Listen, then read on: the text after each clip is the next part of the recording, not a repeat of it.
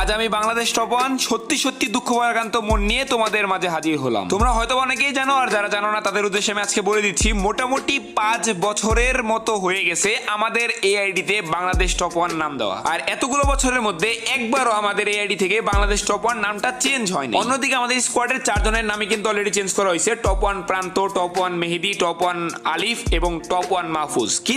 কিন্তু আমাদের নামটা এখনো বাংলাদেশ টপ ওয়ানই আছে। এখন অত্যন্ত দুঃখের সাথে বলা যাচ্ছে যে আমাদের এই আইডিতে বাংলাদেশ টপ ওয়ান নামটা এত বছর পরে হইলেও আজকে চেঞ্জ করতেই হবে। যদি আমরা ফ্রি ফায়ার ওয়ার্ল্ড সিরিজ টুর্নামেন্টটি খেলতে চাই তাহলে আমাদের নামটা চেঞ্জ করতেই হবে। কোনো রাস্তা নাই। মোটামুটি অনেক কিছু করার চেষ্টা করা হয়েছে, বাট অবশেষে ব্যর্থ হয়ে আমরা বাংলাদেশ টপ ওয়ান নামটা চেঞ্জ করেই ফেললাম। যদিও বা অনেক খারাপ লাগতেছে, দেখতেও কেমন যেন লাগতেছে। এত বড় একটা নাম ছিল, এখন আবার কি হয়ে গেল।